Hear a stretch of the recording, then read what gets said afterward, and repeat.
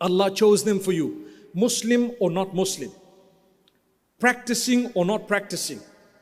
Good or bad. Allah chose them for you. They are a test and they are a blessing. Two ways. Because if they're good and kind, mashallah, it is very important to have a circle around you of people who care for you in a way that is unlimited. What that means is, something happens to you, immediately there must be a circle of people around you. Mostly Allah creates this within family members. Mostly. There are some exceptions and I'll perhaps get to that. But mostly when you have a circle of people around you who care for you, how are you? Is everything okay? I'm coming, I'll be there just now. Or we're together in this, I'm going to help you, I'm going to do this and do that. That's a big blessing. But in order to have that circle around you, you need to be very tolerant and you need to be very forgiving and you need to be broad-minded in a certain way, because Allah did not create those people with your mind and your emotions. Even your father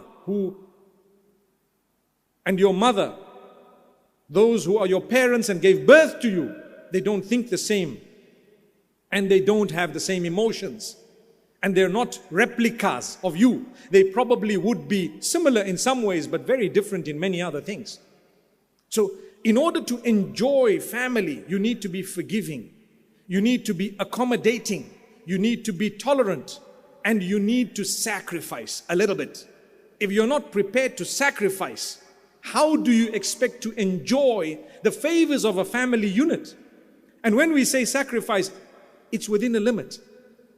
Now, I was saying there are some exceptions. What are the exceptions? You have some people who are outright crazy. I had an email I received today. I read it and it's not the only one that has come on that subject, where they say, my father's abandoned us.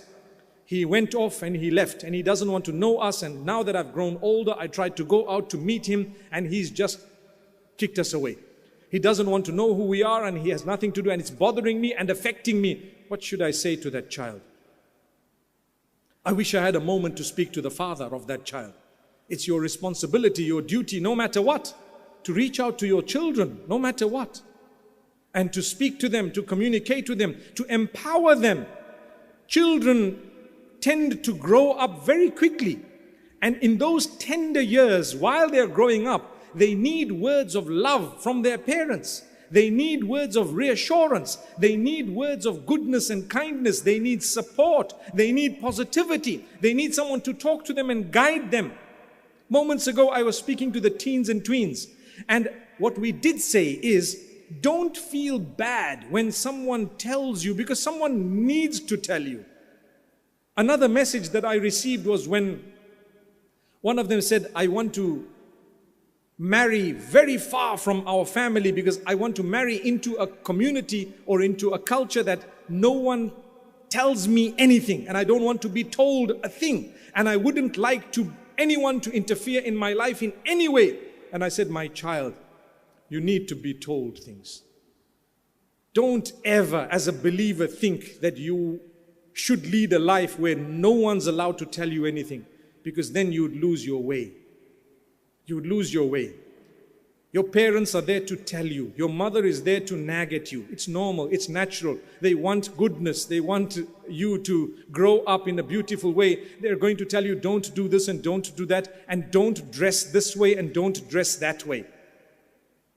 I remember a woman who, some years ago, who said, you know, when I was growing up and as I got married and so on, I used to dress quite provocatively. She's telling you herself. And she says, I didn't like to be told. But still I was a little bit afraid of my parents. So when my parents were around, I used to try, to perhaps dress a little bit more modestly and so on. But now that I have my own child doing things that are way beyond what my imagination would have allowed me to do when I was growing up, I really can't tolerate this. I'm thinking to myself, look how the world is changing. Look how it's changing. You don't want to be told, it's fine. A day will come when you'll have children and you'll want to tell them, but they won't want you to tell them. And you know what's going to happen? They're going to be doing things that you consider totally absurd. I'll give you one quick example, okay? A lot of you might recall your grandparents. We're not going beyond grandparents. A lot of you might recall your grandparents. Can you imagine your grandmother in a tights and a top walking down the street? Can you imagine? But can you imagine your daughter do that? Yeah, you can. Maybe a little kid. I'm not talking of adults, okay? But look how the world has changed. مَعْرُوفُ زَمَانِنَا مُنْكَرُ زَمَانٍ قَدْ مَضَى. What we consider normal today was considered totally taboo by people of the past.